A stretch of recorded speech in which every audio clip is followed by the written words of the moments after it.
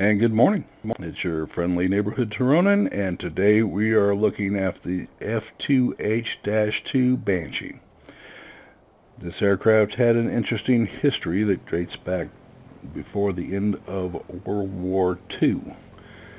And it originally started off as something called the Moonbat, using a pair of Continental engines supposed to deliver 1,350 horsepower. Now, since you had Merlins that were delivering over 1,600 horsepower, that's let alone some Allisons that could deliver that. Why you'd use the Continentals is beyond me, but it was a design and it was working, and the Continental didn't deliver and they scrapped the aircraft. So much for the Moonbat.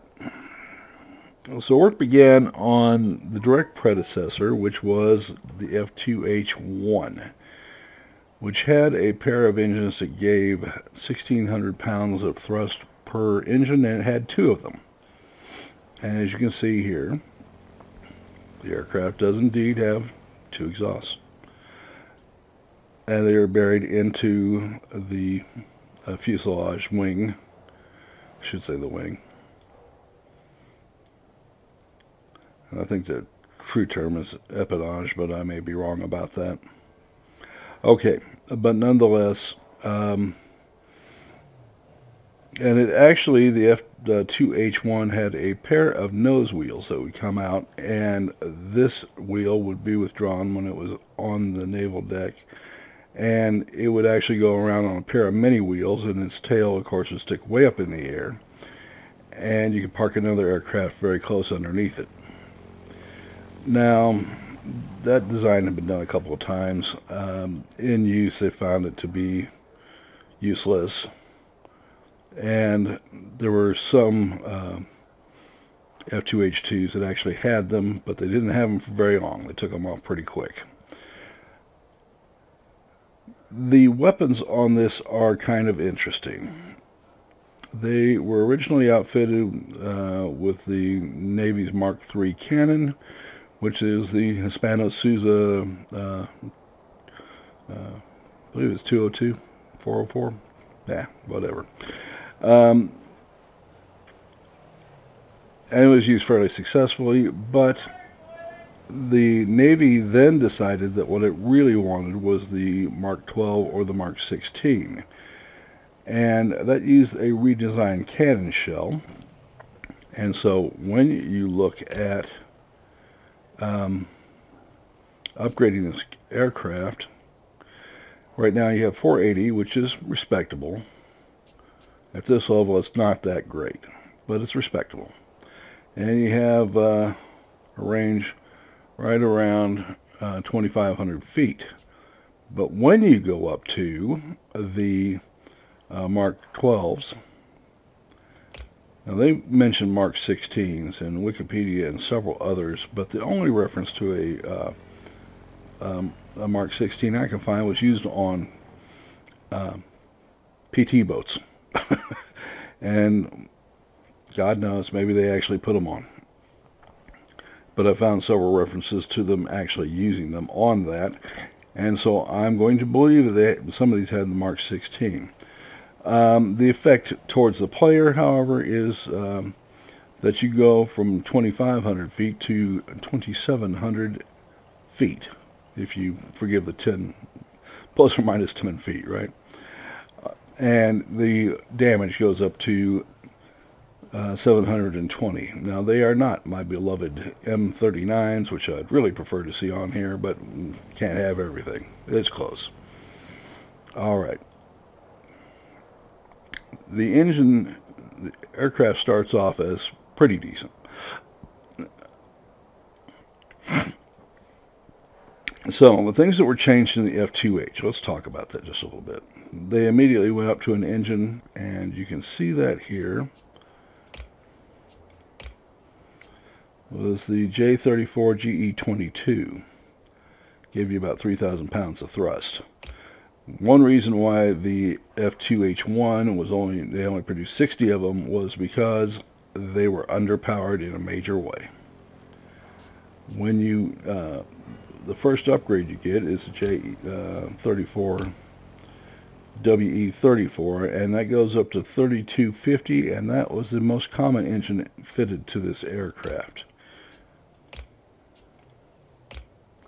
And then later they went to the Dash 38 and 3600, and these were all actual production aircraft. And there were more powerful aircraft that were proposed and designed and prototyped, but those are common engines that you would see on the aircraft. And it shows up very quickly in the airspeed of 571 right out of the box. Now when you compare that to the Fury, right out of the box, your 522, you're talking 50 miles an hour difference. And even when this thing is fully upgraded, you're talking 560, and here you're still 11 miles an hour, 12 miles an hour faster. 12 miles an hour faster.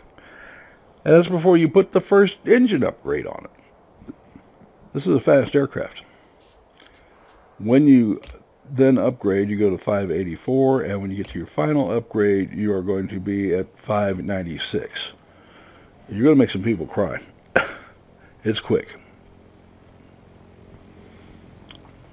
Okay. When you talk about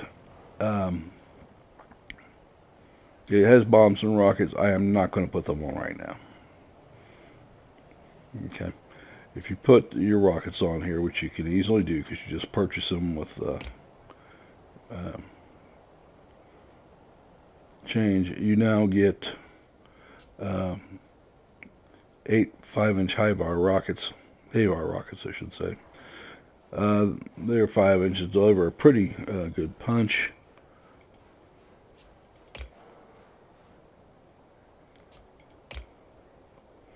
A 1500, so 3 or 4 into a building will kill it. Or you can get 4 250-pound bombs. I'm going to say for for a ground roll, that's awfully light to me.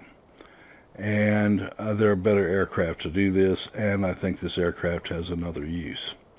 And what leads me to believe that is your altitude rating of 8202.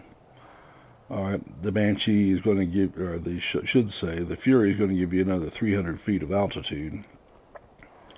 But it is an extremely fast aircraft, and it's got a much longer reach on those cannon.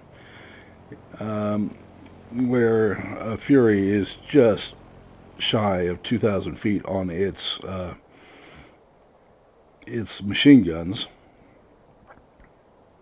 this aircraft is going to give you something very different. This is going to give you 480, which is the same as the Fury fully upgraded on these guns to start with, and then you're talking some really serious punch at 720. All right. There's no airframe to upgrade, so this is going to be something you're really going to want. And these, whether you put ordnance or not in it, is strictly up to you. Okay, so let's get that out of the way. And we're going to stop. All right, picking up where we left off here. So you have an aircraft here that was prized for its high altitude and in the U.S. Navy and its long endurance. And I can't tell you in this generation of jets how precious long endurance was, because most of these engines just drank fuel like a vampire at a blood bank. It was thirsty, to say the least. And you got more efficient engines as the technology increased. But this was a day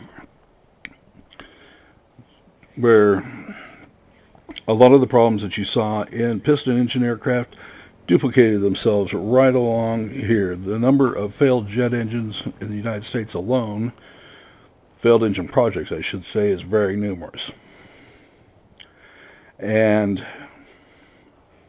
Aircraft like the Cutlass and the Pirate greatly suffered from bad engines that should not have been pursued, should have been dropped, and the aircraft redesigned for better engines. And you will see both those aircraft in here, and they were both notorious as killers, especially the Cutlass. No less than 24 pilots lost their lives in the Cutlass. You can imagine how popular that aircraft was. This aircraft also had its problems. This tail section could not be stressed beyond the manufacturer's recommended specification for G-load. It wasn't a recommendation, it was life or death.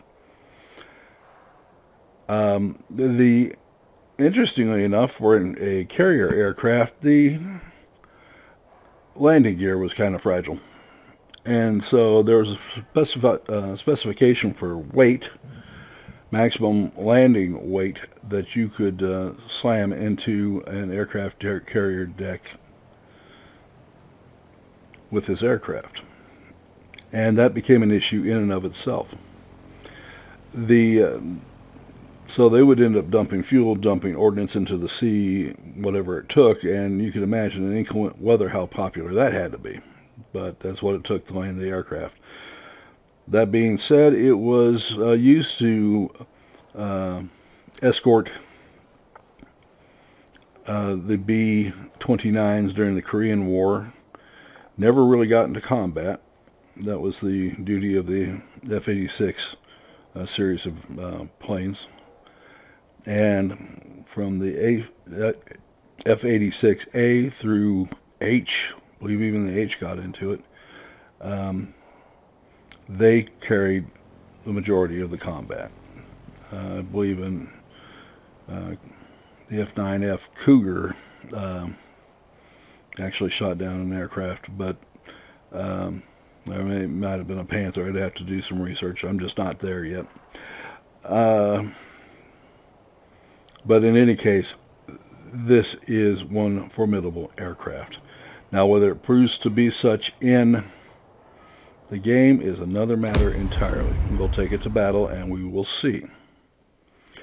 Now, we're going to make some changes in production with this film, and in an earlier F1 Fury video, I used Lightworks, which is a video processor that's free, and it's got a free version, and then it's got a pro version. Right now I am using the free version, which limits me to 720 instead of the 1024, which is the maximum that I think that YouTube allows you. But it allows me to do some things that I haven't been able to do before, like merge videos. This is a two-part video that I'm merging into one. It allows me to do intro screens and various other things, which I'll get into as I get more adept with it. It allows me to trim very easily, and that's awfully valuable, and I don't know that I'm willing to lose it, but this is going to be one I'm leaving to you. If you can live up with the quality of these videos, then that's what I'm going to put it into. For a number of reasons. The file size is much smaller, uploads much quicker, processes much faster, and some of the immense amounts of time that I spend getting these videos ready for production, let alone having to do it as close to perfect as I can get on every pass, is something else. So I am going to be experimenting with this aircraft a little bit. Now, the boost on it is rather spectacular. The speed on it is rather high. I'm not going to go right into the airfield. I'm just kind of doubting that this is all that different from the XF5U, though it obviously has considerably more speed.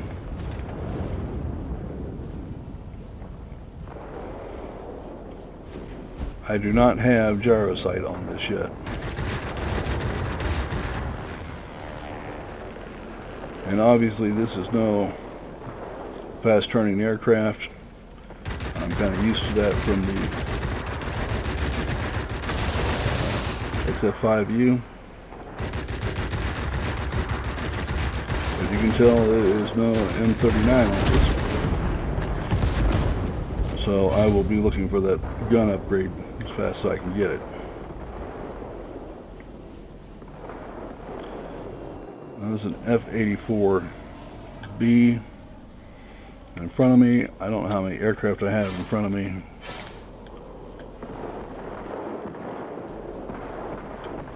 But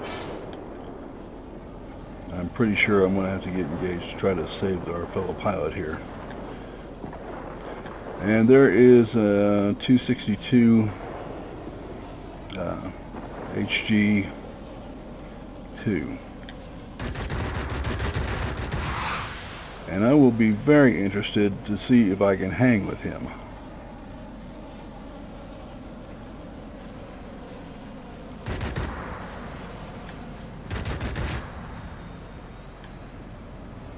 And I'm overtaking him, which is fascinating.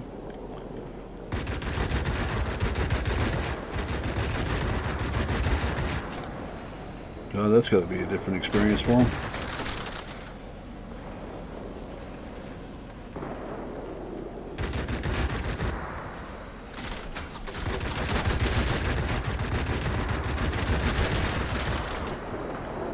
And I'm being shot at, which I do not appreciate. Of course, we're moving at 500 miles an hour.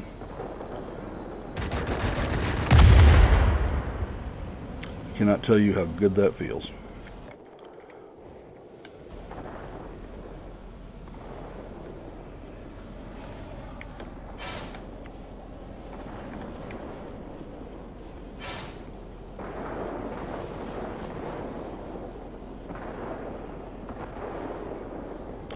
I'm sorry, the 262s in general and the HG2 in particular have just made my life a living hell for a long time.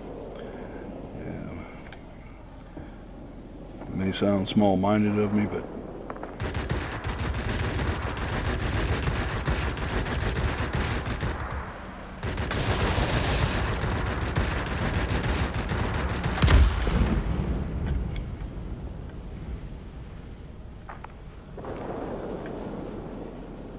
it was nice to finally be able to chase one down and kill it properly.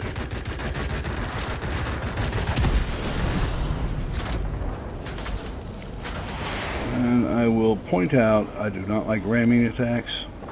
I wasn't the one ramming. You came at me right from the get. I think it shows very, very poor skills as a pilot. There's my FJ1 Fury. Nice aircraft.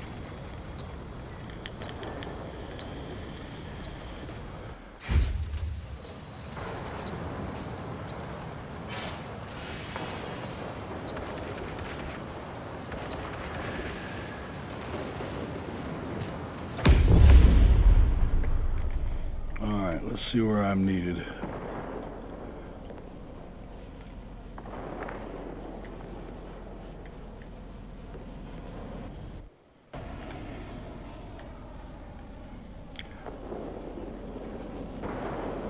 You know, unless you're just spectacular, you don't want to get involved in one of these. And I don't.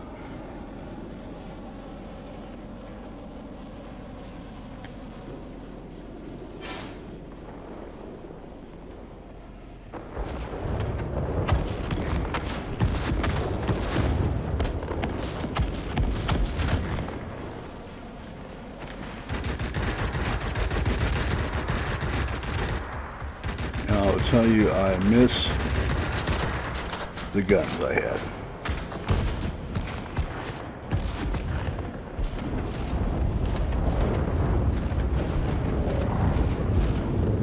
I'm thinking we just ran across the boundaries.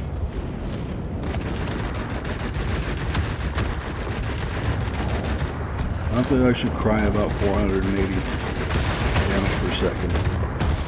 This is the decisiveness of the XF5U. For those of you that have even a mild interest, I did not sell the XF5U.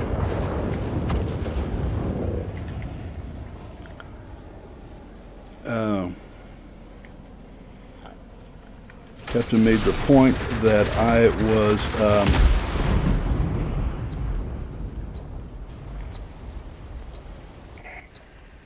that's the second ramming attempt. If I would make one plea, either take the ramming tactic out or reprogram your bots. Step it up. We're losing the battle.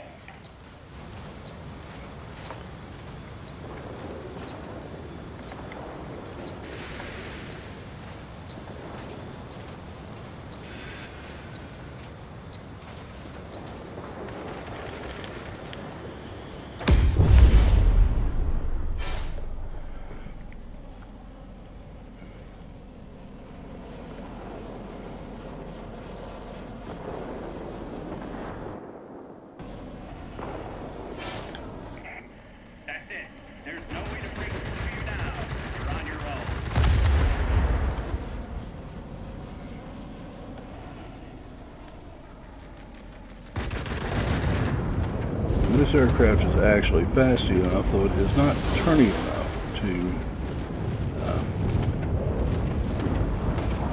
for this tier. I can live with that.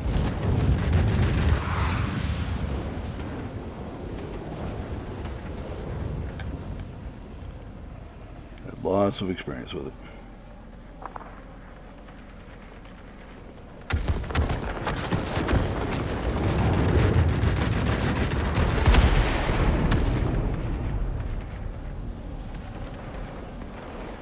I will tell you without hesitation, it is an aircraft that you can really come to love pretty quickly. Maybe that will change with time, and I notice with overtime that some of my opinions of the aircraft radically change. So I'm going to put this as a tentative, but 2 thumbs up for right now. If I had to take my druthers, like an aircraft just a little bit turnier,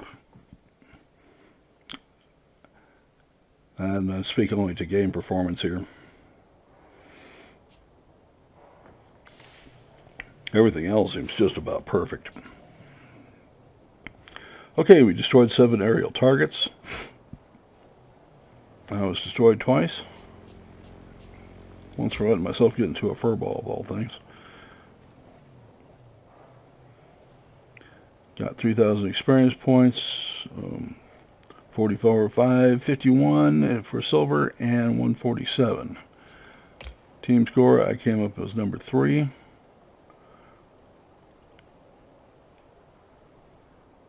And Toyo over there really did well. As did our IL-40 twins here.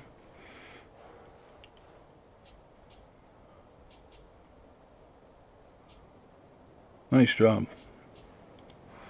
Okay, so the aircraft's got plenty of speed out of the box. You watch me run down 262 HG2, which ain't easy. And so my priority would probably be to go with the guns here. And that's just simply because you saw the amount of time it was taking me to kill aircraft, and you want to finish off your aircraft very quickly and move on. And you watch me do that in the XFU-5. You want to kill it, service it, move on to your next target, or concentrate on getting away. This aircraft is fast enough to get away. It's got a maximum dive speed of 686, and that is being augmented by the aircraft polish, which gives me 3% to maximum airspeed and 15% acceleration in a dive to that 683. Pretty nice. The next piece of gear I really want, though, is the improved radio sight. Gives you a plus 15 to accuracy. This pilot is not upgraded yet, and I'm just waiting for him to, well, I need to retrain him, period.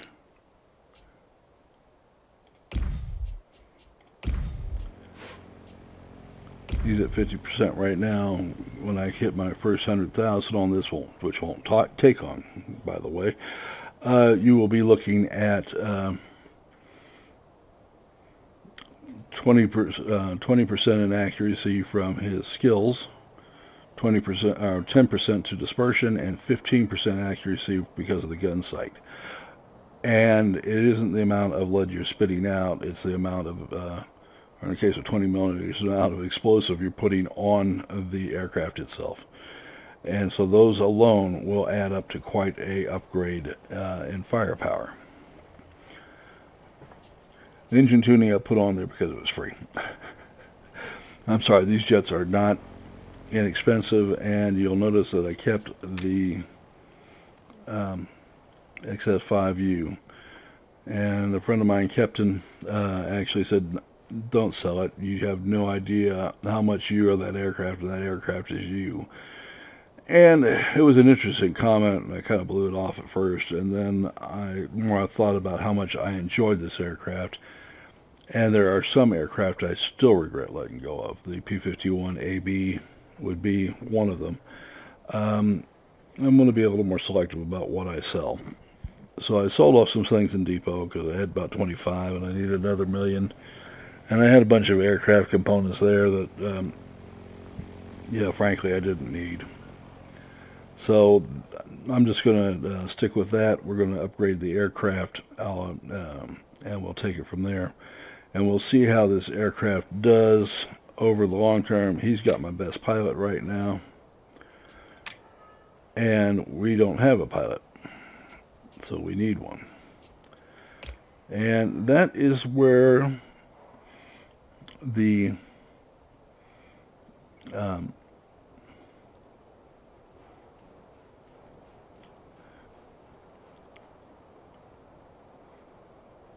XFL1 comes in, because you use that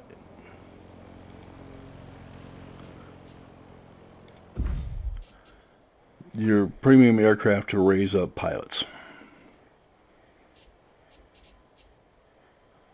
and we need to retrain him since we're now in poverty because of the Banshee purchase.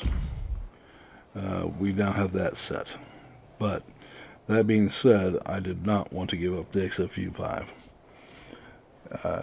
Just quite the aircraft to me, and when I got in today, I had 13,000 points left, and literally in 4 flights had gone from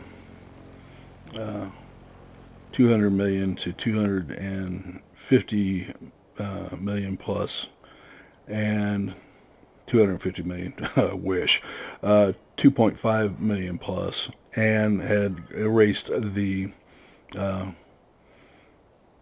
research points for this, for the Banshee. So it is quite an aircraft. It just is one that is extremely demanding of its pilot skills. So when I get more gold or silver or whatever I get, I will probably change this. It's not an aerodynamic aircraft. There's no use for it to be on there. When I get to the third point, I will put it here and be done with it. Okay. That's what this aircraft requires. That's what the Banshee requires. You have very concentrated fire in both of these. So when you look at the actual guns, they're a quartet right in the nose. And in some of the later ones, the cannons were moved off to the side. But as it sits right now, you get this very concentrated stream of fire. You don't have to worry about dispersion, and you'll see that in most fighter aircraft. They don't put them on the wings anymore for a couple of reasons. One is convergence. We've talked about that before, but is you look down the range and you have guns strung out along the wing. Let's say that building was a target. Well, if you put them all straight, you'd have a field of fire as long as your wing, whatever the guns are, would be from about there to there. And so you need to convert them into a cone, and then you have to decide, you know, what that's going to be. It was usually 300 to 400 yards, so 1,200 feet. Now you can shoot beyond that, but like any cone, it reaches its apex and then immediately spreads beyond that. So if you got closer or farther away, you were in a, you know, got difficult, and you couldn't, you know, climb out in the wings and readjust your convergence zone on the fly. And that was difficult. So you see them getting away from that, and in that they should do a nod to the Soviets, who they're in contact with, who explain the same thing. We don't need as many guns because the fire is actually concentrated along an axis, as close to the center line as we can get them. And it made sense. Now you can just have this stream, which is only this long, and if you're aiming at that building, the only thing you're worried about is your standard problems of deflection and ballistics. And that's very easy to account for, whereas convergence zones are very difficult to account for. And so that was one reason. The other reason is that on most jets, you will find that these wings are now filled with gas tanks, fuel tanks. JP4, I believe, is what they're using now. Kerosene, for essentially. And that's becoming the universal fuel for the U.S. military. Doesn't matter if you're using turbines, if you're using engines, what they want to use is JP4. It makes it very easy. You only have one fuel type to deal with instead of dozens. And how big an issue is that? It affected the U.S. throughout the war. It had very few diesel engines, and the reason was that everything was being powered by gasoline. Okay, so that is it. That is the F2H. And that will wrap up this video. Please remember to like the video and to subscribe. I need all the subscribers I get, and I want to thank every one of you for watching with me. Y'all have a great day. We'll see you tomorrow.